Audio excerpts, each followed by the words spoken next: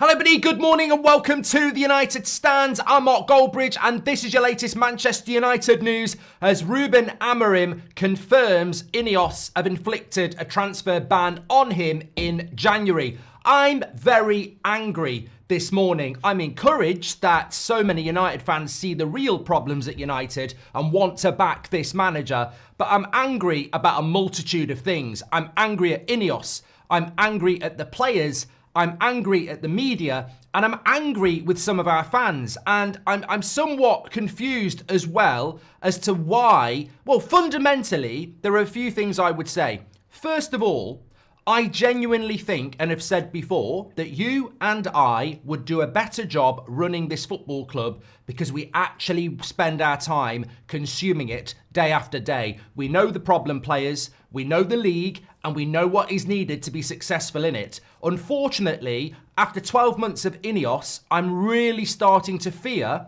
that the people they've brought in as specialists are very far from being Manchester United specialists. I think they might be people who are good in football, but Manchester United is a different beast. It's like racing a car for, McLaren and then becoming a Ferrari driver. Ferrari is its own entity with its own history. It's not just a racing car, it is a heritage. And Manchester United is as well. And I don't know that we've got people who understand that Manchester United is not the same as Manchester City. It's not the same as Newcastle United. I think we've got low IQ running through that football club. And I'm very, very angry that Manchester United decided to bring in a guy in November with a very distinctive style of play and a squad that can't play it and said you're not having any signings in January. I mean, that is incredible because at the very best, if I'm being generous, they actually gambled that a manager with a completely different style of play was going to take over a bunch of shit players and make them play well in the middle of the season. Absolutely incredible, low IQ. We'll talk about the players in a minute as well. But I'm also very angry because I personally don't think Erik Ten Hag would have lost 5 games in a row. Ten Hag needed to go. In no way am I going back on that. But I'm looking at the decisions that INEOS have made, and I don't think Ten Hag would have lost as many games as Amorim did because he would have had the continuity of a system that, whilst it wasn't great, I don't think it would have lost this many games. So I want Amorim. It was right to sack Ten Hag, but I'm looking at, and I don't know whether your brains this New Year's Eve morning will work it out, but what I'm saying is it was right to sack Ten Hag. It was right to bring Amorim in, but the owners should have looked at it and gone, we're better off limping along with this than bringing something new in now. It's going to cause an absolute shit show. And it has. And it was very predictable. And when you compound that with let's not do any business in January, I find it absolutely incredible. So this is what Ruben Amorim had to say last night. On strengthening in the January transfer window, we don't have that possibility in January. You know that situation. So I'm fuming about this. I'm very, very angry. And I think that we are getting to a point now where every individual fan should have their own voice. Nobody should be telling anybody to do anything. Personally, I'm looking at INEOS and I'm going, this ain't it. This just isn't it. Their hearts might be in the right place. They might have an intention to take us back. They might be kidding us. I don't know what INEOS are all about. I think their PR is absolutely terrible and always has been. You try and get information from them and they won't give it. They're just very, very secretive. We never see Sir Jim Radcliffe at Old Trafford. The Glazers still own 50% of the club. I think there is more, and I will say this morning, there is more mystique around the ownership of Manchester United than there was when the Glazers were here. I think it's an absolute shit show from a PR point of view. I think the communication is abysmal. I think the cutting of the monies to charities is absolutely scandalous. I think sacking good people is awful. I think increasing ticket prices when we're playing shit is an absolute disgrace. But I also think that their decision-making on football is absolutely subpar. And that's where I am on this at the moment. I genuinely am starting to look at the shit show that was Nice. I'm genuinely starting to look at Man United in 14th place and going, this is all on their watch. They are absolutely terrible. And, you know, I think it has to be said, and I don't know why people are being quiet about it. I really, really don't. It absolutely amazes me how people are being so quiet about it. And what makes me angry as well is, and I'll reflect this at certain sections of the media, even certain sections of our fan base. I see people going, the club has finished me off. I have no attachment to the club. I've actually lost interest. I'm broken. And I'm like, well, fuck off then. Go and support somebody else. You privileged prat. What are you talking about? You don't have any attachment to the club. You feel distant. You feel soulless. You feel broken. What a prat. I mean, you arrogant prats. Like, we have got no divine right to ever do anything. You pick your team, you support your team. How could you say, I feel detached, I feel broken, I feel soulless? Go and watch a fucking video about the Busby Babes. Go and watch a video about the, Law, Charlton and Best. Go and watch a video about the 90s. You feel detached. Grow the fuck up and get a voice. This is the time where a voice is very important. This is exactly why we are where we are. Because people are going, I've never felt so disassociated with the club. I'm just soulless now. The club has broken me. Now is the time to be vocal. We were having protests. We were trying to get the Glazers out. And people are going, I just don't know what's happening. INEOS and the Glazers must be rubbing their hands together going, this is the worst it's ever been and no one's doing anything about it. But what also makes me angry as well is the same people who are moaning again are the same people that put us in this position in the first place. Like, are we going to get an apology for this? We should do. Media, some of our fans, 3 months ago, bold fraud, he's the problem. Ten Hag is the problem. This is all on Ten Hag. Let's get Tuchel. Let's get Amorim. Let's get Ancelotti. It's all Ten Hag. Oh, it's Ten Hag, it's Ten Hag, it's Ten Hag. And here we are 3 months later, worse. And it's not Amorim's fault. And it wasn't Ten Hag's fault. It's always been the players. And the problem is there are experts and fans and media outlets who consistently miss the target in the blame game. It's never been the manager. It's not been the manager since Jose. That doesn't mean you don't sack the manager, by the way. I'm not saying the manager didn't need to go. It's the apportionment of blame that winds me up. It's like, if we sack Ten Hag, everything will be fine. It's got worse. If we sack Jose, everything will be fine. If we sing a song about Ollie, it got worse. Ranić spoke sense, we couldn't win games. Amorim is speaking sense, we can't win games. So this problem is not about the manager, but you will get people doing it again, and we had it 3 months ago. Screaming, shouting, abusive, threats, death threats, abuse, violence, all because of Ten Hag. Are they going to apologise now, or are they screaming and shouting about something else again? Maybe it's Rashford this time. Maybe it is Amorim. Maybe it's Sir Jim Radcliffe. Like, we need to grow up and realise that the club from top to bottom has got very, very low footballing IQ. There are very few people in that football club who actually understand the modern game and what is required to be successful. It's almost, if you said, have you heard of Brighton? They would say, is that place where you can go and have a good night out and it's got a pier? No, it's actually one of the most, important areas in English football over the last 5 years in relation to how you can get the maximum out of the minimum if you build your club correctly. And at Manchester United, we are the flip side of Brighton. We are actually an experiment in how you can spend stupid money and be total shite. Second biggest wage bill in the Premier League, in the bottom half. I don't even know how we're going to win a game of football at the moment. And anybody who wants that to put that down to coaching, I can't understand, even this morning, and I know I said it last night, I can't understand how we've got so many players who can't play a 5-yard pass. We've got so many players who can't control the ball. We've got so many players who can't mark the opposition. These are basics. You really do learn this at under 7s. Under 7 years of age, you learn how to do a 5-yard pass. We're paying people 150 grand a week and they can't do it. So I don't know what's going on around Manchester United in relation to player attitude, but I think it's very obvious that some people are engaged and some people aren't. But I go back to what Amorim said. You know the situation about the January transfer window, and effectively he's under a transfer ban. I mean, the thing that jumps out to me is this is our football club. Fundamentally, Manchester United, Liverpool, Arsenal, the people that matter are the fans.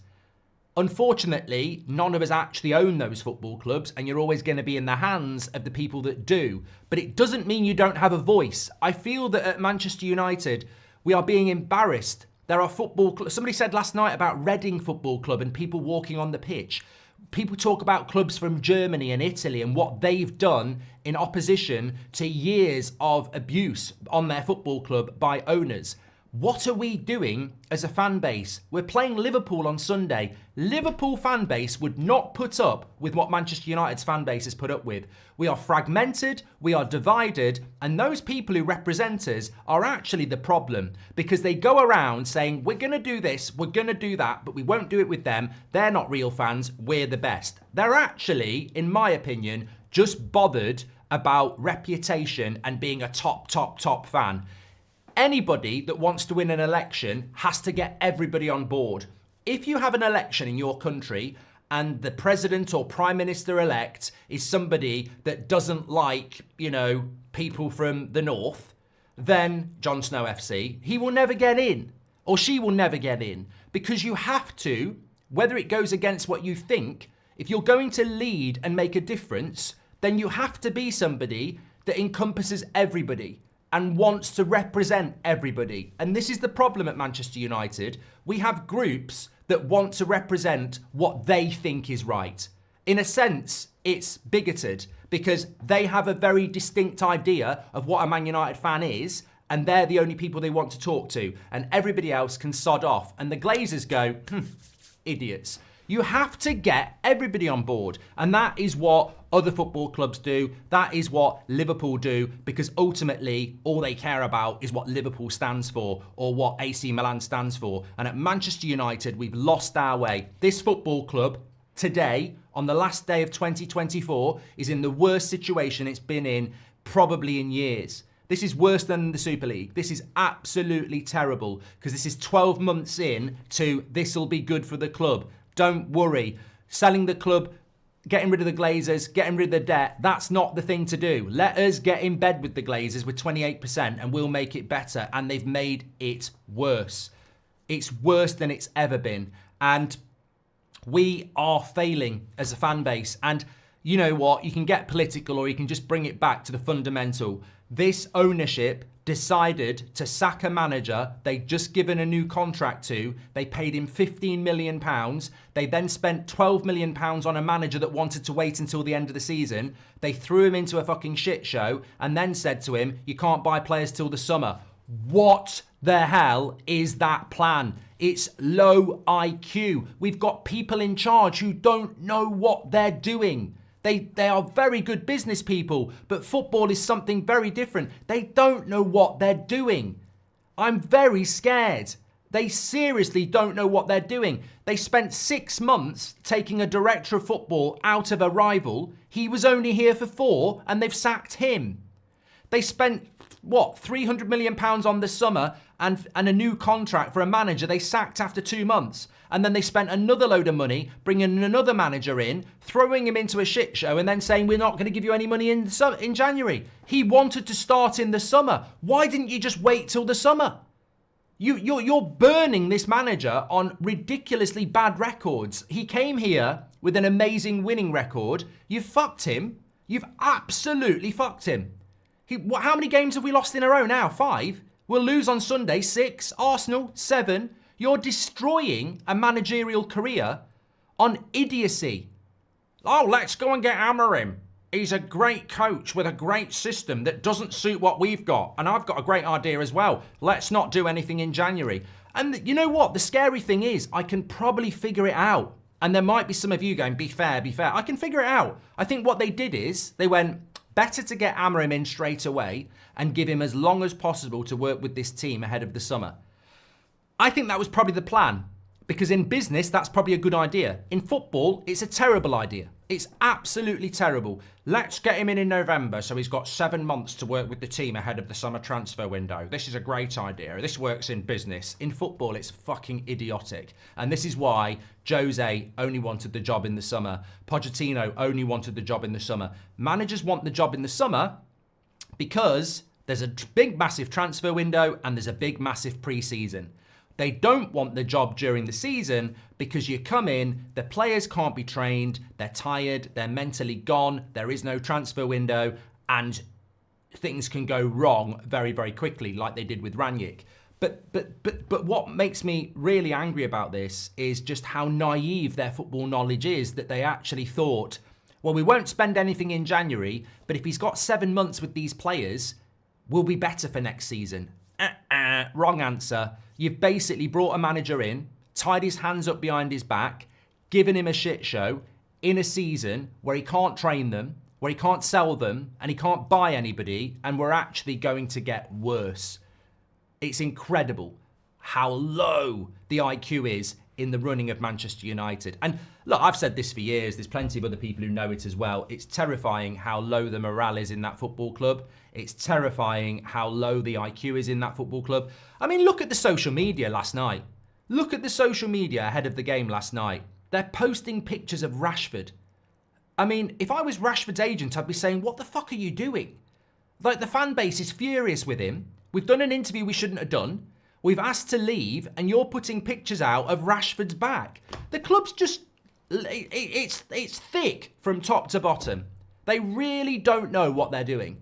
And it's terrifying. I mean, there are some good people at the football club, but I'm saying in key positions, we're stupid.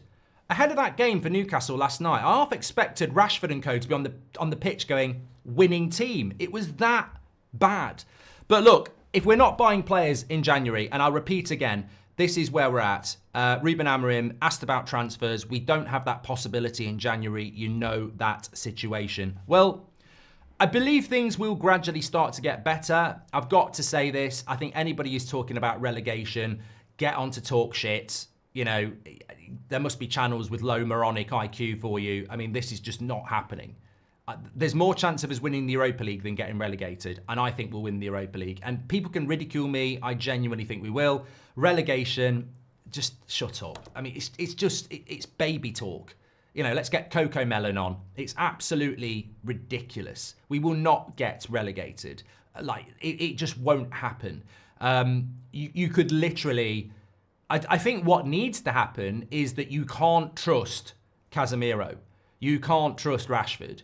You can't trust certain players in that team, and you've got to stop using them because they are almost, sabotage is a hard word, but they're going to cost you games. You have got to probably start using the likes of Collier. Obviously, Kobe Mainoo came on last night. You've got to start using the players that are actually going to play for the shirt, and you've got to start binning off the players that won't, because it's, you know, it is sabotage at the end of the day. I look back on that game last night, and Collier starting over Casemiro would have been a better idea. But, you know, who knows what pressure Amorim's getting. You had a starting midfield that was absolutely shit on £500,000 a week. I mean, can I just say this? Eriksen and Casemiro earn more money a week than McAllister, Gravenberch and Szoboszlai at Liverpool, and that's their title and Champions League top of the league midfield. Their three midfielders aren't on as much as Eriksen and Casemiro. It makes you want to cry. So Liverpool's Premier League winning midfield is on less money than Eriksen and Casemiro. I mean, it's absolutely shocking. Absolutely shocking. But again, what happens? Everybody's just going to be quiet about it. I mean, you've got Gary Neville on Sky last night talking about our new signings, saying he's really disappointed in them. They've been a letdown. I mean, there's one of two things. I mean, I'd love to talk to Gary, but he's a coward and he won't do it. But look, and it would, you know, just be a chat about football. It would be very, very good and very respectful. But there's two things I'd say about that. You're on national TV. You're on the broadcaster of Premier League rights. You've got a microphone. You've got millions watching. You're being asked what the problems are at Man United. You've got a massive opportunity to send a message, and you send a foreign bias message for the millionth time that we've all heard before that actually just irritates the fan base. You know, you've got a couple of minutes in front of the nation ahead of the game to tell us what the problem is, and you tell us the problem at Man United is the signings from the summer.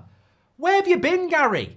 What do you do with your spare time? Do you watch Manchester United? Because you're a bloody legend of Manchester United, but do you actually watch us? So, Gary, what's the problems at Manchester United? Well, it's the signings from the summer. So, let me get this right. Man United have been shit for well over 2 years and 10 years. And the problem is actually Mazraoui, Ugarte, De Ligt, Yoro and Xerxes. They're the problem at Man United. Well, I'll tell you what. Butter me up and call me a bread roll. I mean, what the fuck is that? I mean, and it's just damaging because there are people out there with low IQ. They don't go and find football conversation like this. They just turn Sky Sports on and they listen to Gary and Jamie and co. And they'll be there going, today, at a family event or down the pub, well, the problem is that it's the new signings. You know, it's the new signings. And guess what? None of them have got a British passport. We need more British. We need another Brexit. It's not, you know, he's absolutely correct. And I'm like, this is the problem. Everybody's entitled to an opinion, but there's too much low IQ around Man United. What if Sir Jim is speaking to Gary as well? This is the thing. I genuinely say this from the bottom of my heart. Most of you could take the job that Sir Jim Radcliffe's got and make us a better club in 1 month. I certainly could. And this FFP excuse that Amorim's having to trot out, can I just break it down for you again? FFP, PSR is a load of BS. It's nonsense. 2 years ago, Chelsea destroyed the myth of spending money in January when you've got money problems. If we've got £30 million, we can buy 3 £50 million players in January.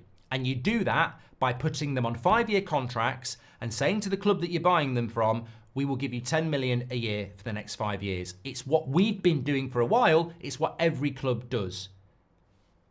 But Man United have to sit there and go on about FFP and PSR, having just sacked a manager and brought a new manager in. I mean, who gets a divorce, right? Remarries, moves the wife into your bedroom and says, yeah, open up the cupboards, all my wife's clothes are there. Crack on, we're going out for a meal with Jess and Steve. I mean, that's exactly what they're doing. You've got a divorce and then you're asking your new wife to wear your old wife's clothes. What kind of prat are we? The best prats in the Premier League over the last 10 years. It is shocking. But just to go back to that, I don't want to criticise an opinion and then not have an opinion. What's the problem at Manchester United, Gary? It's not... I mean, look, I'm not going to sit here and say, give De Ligt the Ballon d'Or. But Man United are absolutely shocking.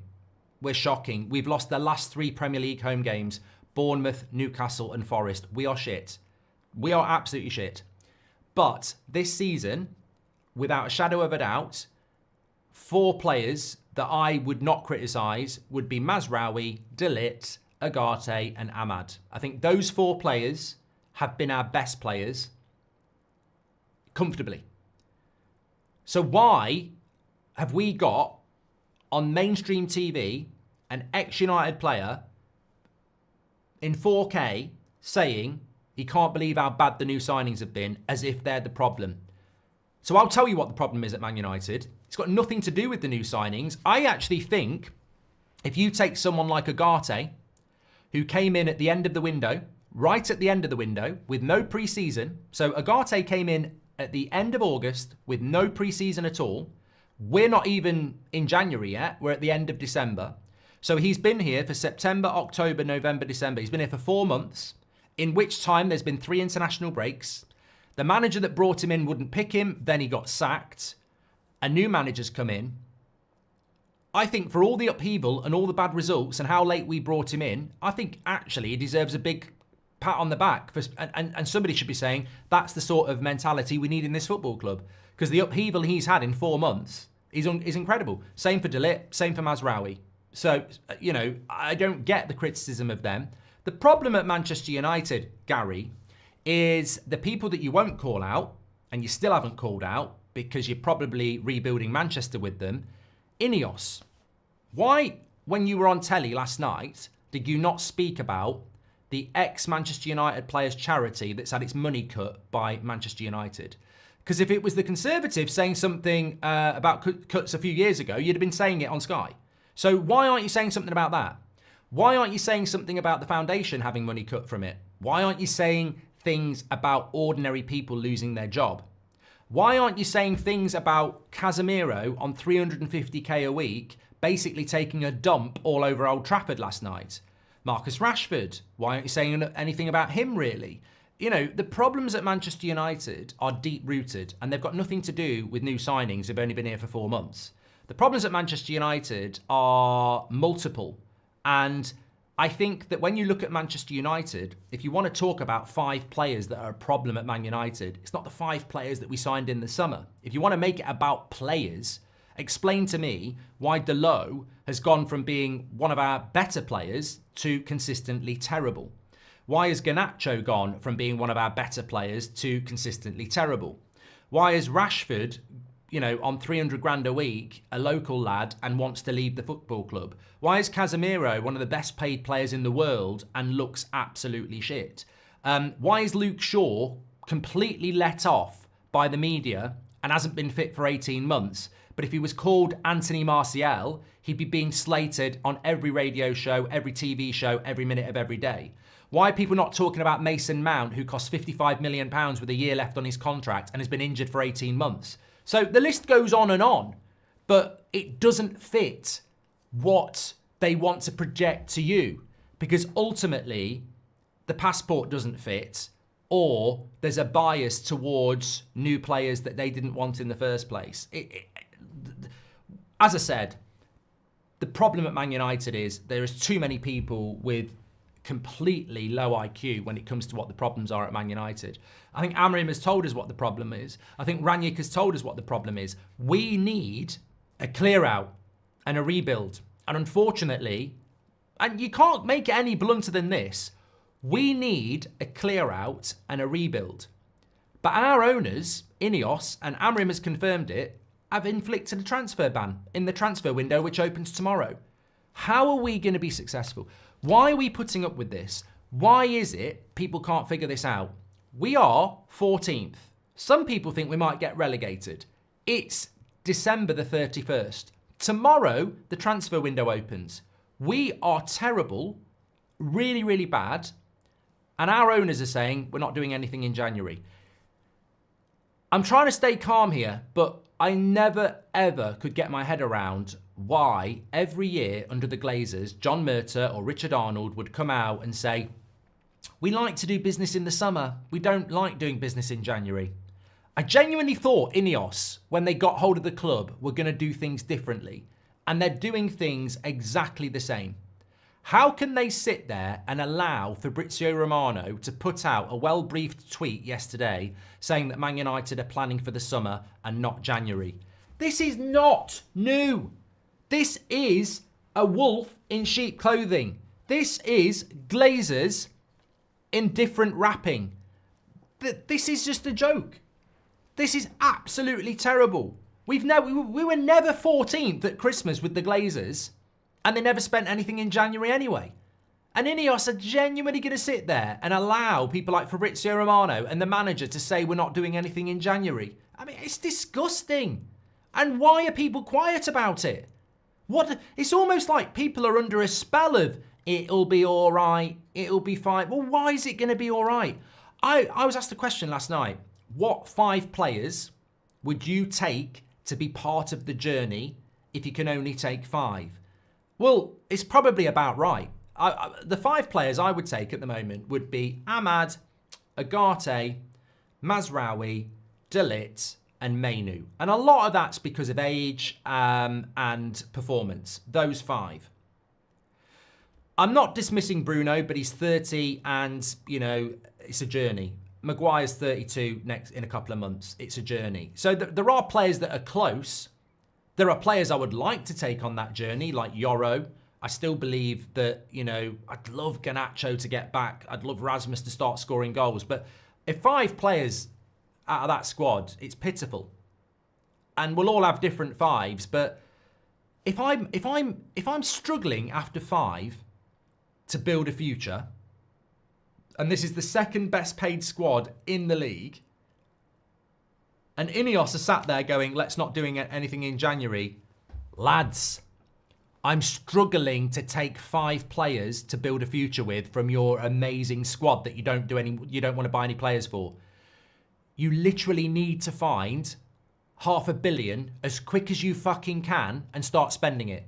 Because if you don't, we are fucked. We are absolutely fucked. And what are you doing? Are you stripping this club of assets? Are you actually trying to make us a decent football club again? Because business isn't football. Football is fast-paced. And people looked at Todd Boehly and went, what the hell is he doing? What's this American coming over here taking our job? You know, I think, again, some of the mainstream took the piss out of Todd Boehly. They're all very quiet now. You know, everyone was like, look at this idiot. What's he doing? He's playing the, you know, he's just buying players here, there and everywhere. And yeah, I know Chelsea lost last night, but they're still in the top 4. They're still ahead of schedule. And they're in a much better position than we are. Because in football, you can't run it like a business. You can't just go, we've got to be patient at the end of the day. You know, Rome wasn't built in a day.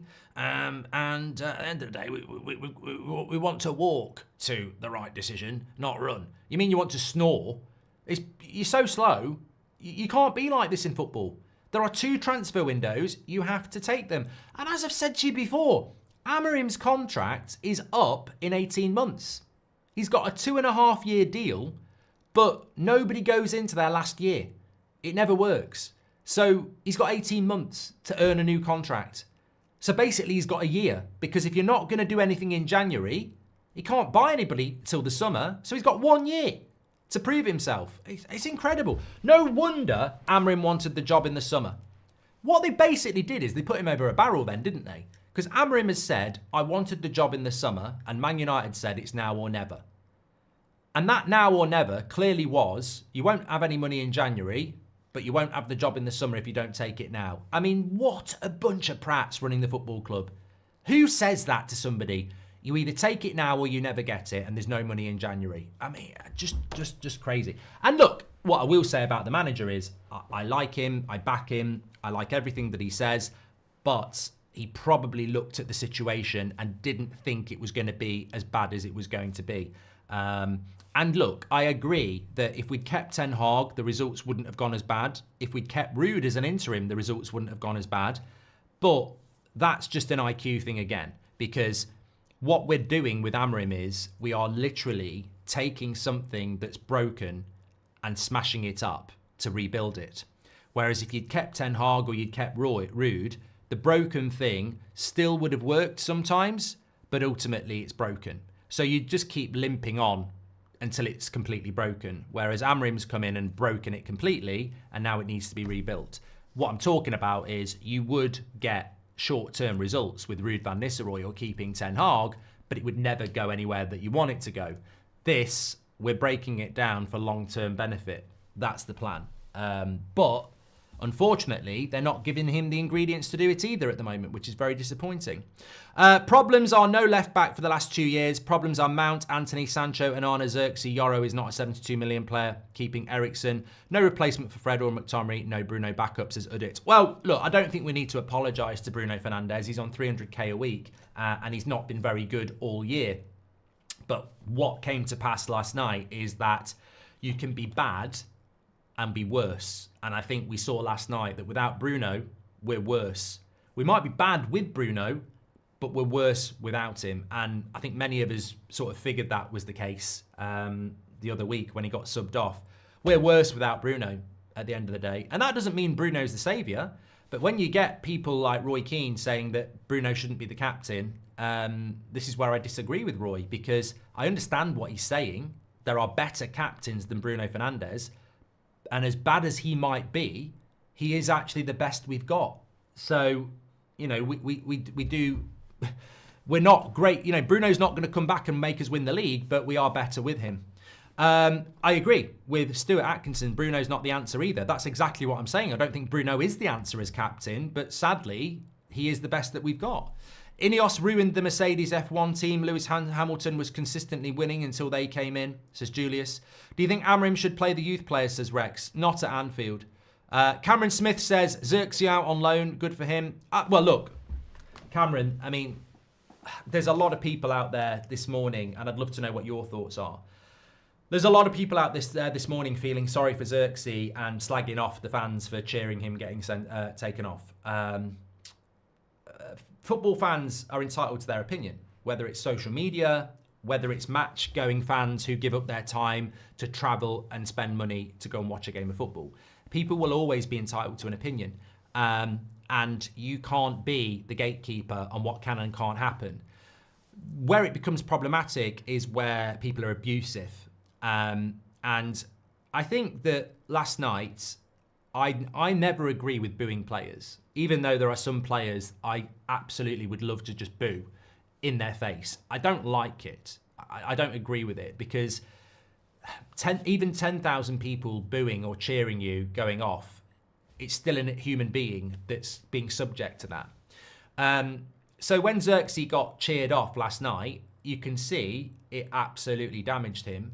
And I think I said it at the time, that's the end of Xherdan at Man United. It might take a month, it might take a year, it might take 2 years, but he's done at Man United now. And that makes me sad because I fought against this with Ugarte and De Ligt and Xherdan. You know I did from August. I was like fighting for them against what I think are morons in our fan base who were slagging them off and being abusive.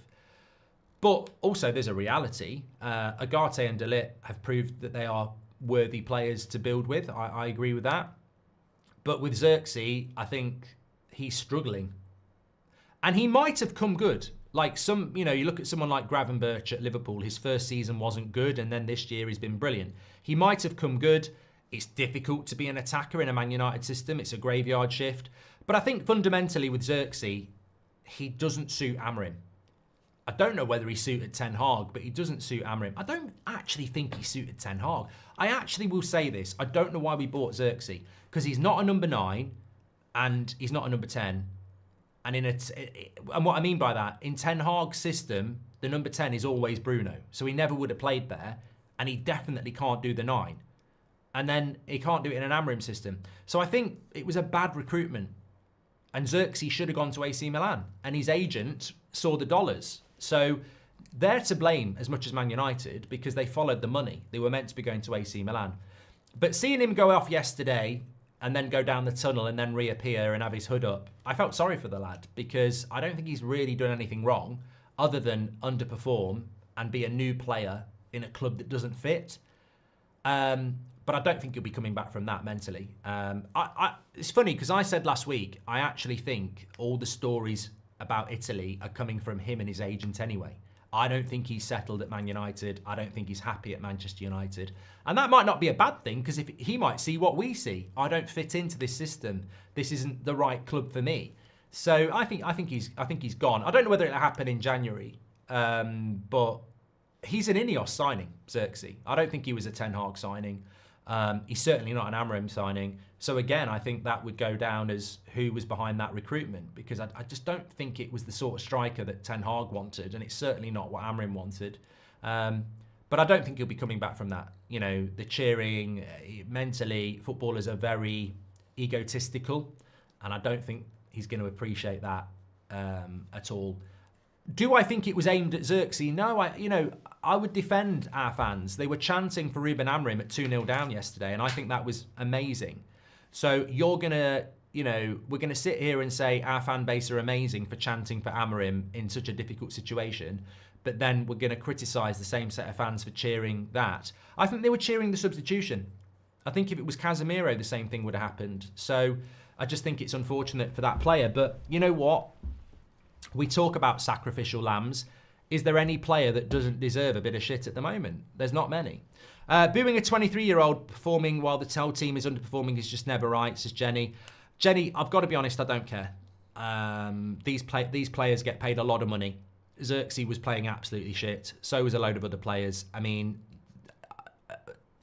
what are we? Are we a football club that's absolutely on its arse and people are frustrated? Or are we actually here to, massage the ego of underperforming players? It's a brutal world. I mean, it's brutal. David Beckham, as I said, was subjected to horrific stuff. It's a brutal world. And some of these footballers are having a laugh. They're having a fucking laugh. Look, how many misplaced passes did Xherdan make? That's his whole game, creativity, and he can't fucking pass the ball. Same with Casemiro. Like, I'm not going to sit here and, feel sorry for footballers on tens of thousands of pounds a week who aren't performing in a shirt that you'd perform in for free. What I'm saying is I don't think it was, it's a difficult one for him to deal with, but we're in a difficult situation. People care about this football club. Xerxes' situation has the feel of Andy Cole. Spot on, sacking Ten Hag was reactionary and naive, says Rob. What were INEOS doing with their strategic review, says Andy Tootle? Was it just about cost cutting rather than rooting out the issues that have seen us fail for 10 years because the sporting side of things is shy? I think the strategic review, look, there's probably times I wouldn't say this, but I think where we are at the moment, it's fair to say that INEOS's ownership of Manchester United is an absolute catastrophe. There's just nothing happening that looks like it's going to make any difference. I mean, somebody said to me the other day, all these sackings and Christmas bonuses, this will pay dividends in the future. What, to the Glazers? What does 40 grand a year do? What does sacking, 200 people who are on 30 grand a year do? You've got a player on 350 grand a week who's still here. In the long term, it's not going to make any difference. You can't pay Eriksen and Casemiro £500,000 a week, £2 million a month, £25 million a year. And then, you're losing £25 million a year on two shit players, but you've just saved 40k a year from a charity that needs the money. And that's going to help us when? That 40k a year compared to £24 million a year, that 40k after 10 years is still only 400k. Whereas that's 250 million. What the things INEOS are doing don't make sense in the long term. They're not going to make a massive imprint on our debt or our fluidity at all. But people are still championing it. They're making tough decisions now for a brighter future. 40k a year against 250k a week? Come on. Do the maths. I didn't do A-level maths, but I can figure that one out. INEOS, we've done that one from Julian. Udit, we did. Let's use what they value most. Let's get INEOS trending. If even 60k of us post on social media, their marketing and PR will surely notice, says Caleb. Can we start protests? Can you unite the fans, says Hindia? Mate, I would, but as I said, there are groups out there that just absolutely despise us and others. So I would rather those groups actually involved everybody instead of just who they think real fans are, which they won't, so we'll never get anywhere. Can we don't need painkillers for the pain, says Farah. Culture is the issue, and we don't know what strategy is in place to change the culture. Good players will drown. Mazraoui is dropping already, says Hurtful Repliers. How is our passing so bad? Casemiro and Eriksen lost the ball 29 times yesterday. Casemiro's what random one-touch passes and losing the ball is infuriating. Look, Casemiro, in my opinion, is doing it on purpose. He's checked out mentally. There was a story today that he wants to go and play in Saudi. I mean, you couldn't get a more suitable player for Saudi if you'd built one in a laboratory. He just wants a massive wage and an easy fucking life. And for the last 8 months, he's basically been playing beach football. He's taking the piss. He doesn't care. You look at the mistakes he's made. The Burnley game at the end of last season, heading it back to Onana. Playing everybody onside against Arsenal. Running out of the centre-back position at Selhurst Park. A pass back to the goalkeeper in the penalty shootout against Coventry. The guy's taking the joke. He's taking the piss. That's why he's passing shit. That's why he's missing one-on-ones, because he's just not dedicated. He's not interested. Somebody at that club has had a go at Casemiro and his ego can't take it. So he's checked out. You can see it. You can spot it a mile off. Say what you like about Scott McTominay. He didn't have the ability that Casemiro's got in his, big toe. But McTominay would never check out. We would be better with McTominay than Casemiro this year. I never thought I'd say those words, but we would. And that's not going to put us in the top 4, by the way. That might put us in the top 10. McTominay needed to be sold. It was actually a good deal. It was pure profit. But we'd be better with McTominay than Casemiro. That's not me saying bring McTominay back, because we wouldn't be in the top 4. But we'd be better with McTominay than Casemiro. Can't blame the players as ultimately the club signed them. Poor recruitment is the biggest problem at the club, says Scott. But you can blame the players, Scott, because they put a Man United shirt on and they perform like that. It's, there's no professional pride. Like, it's embarrassing to be played off the park when you have the reputation of some of these players. Where'd you get your Oasis poster from? Says Tom. It was a gift, mate, Tom. I think if you search it online. The new players are getting tainted by association. I fear young talent like Ahmad won't re-sign contracts, says Ndibwa. Rooney gone from Plymouth, maybe an idea as a replacement for Amorim, says Daniel. Our players are talented enough, they're just not consistent enough, which is arguably more important than ability, says Nat.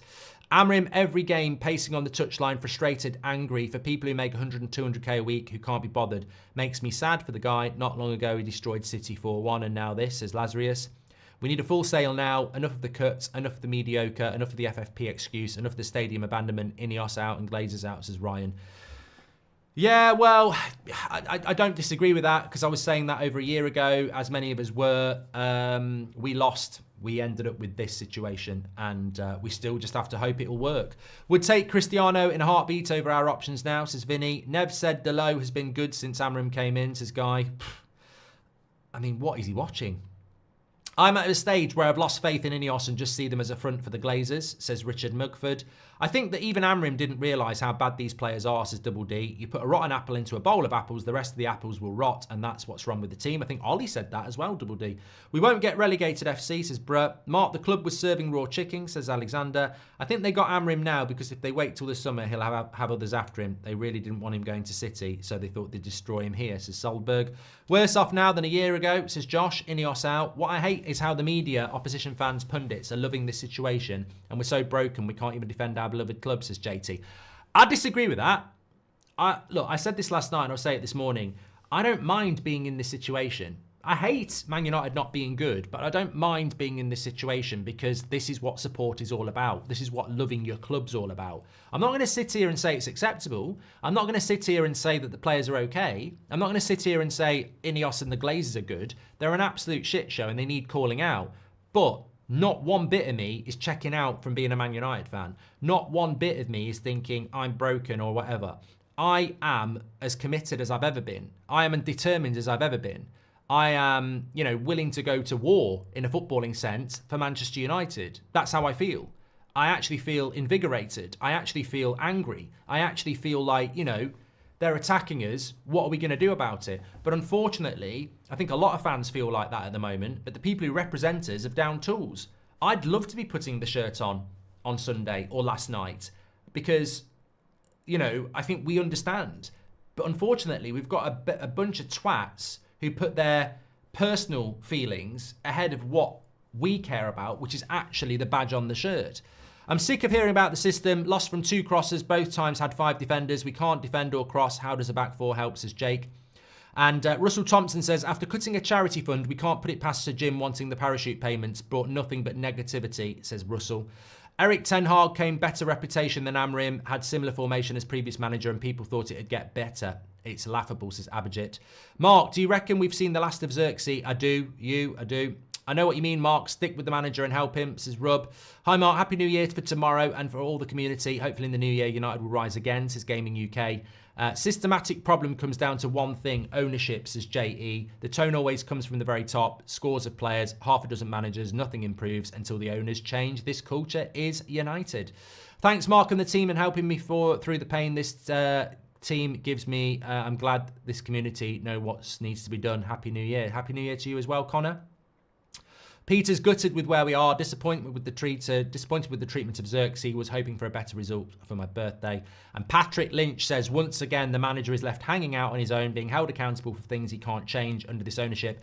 INEOS will continue to be silent and hope the fans won't blame them, says Patrick. And then this is another great point. I remember Jose saying this. You're the coach of Manchester United, but you're also the director of football, the CEO, and the head of communications. I mean, what's Omar Barr doing?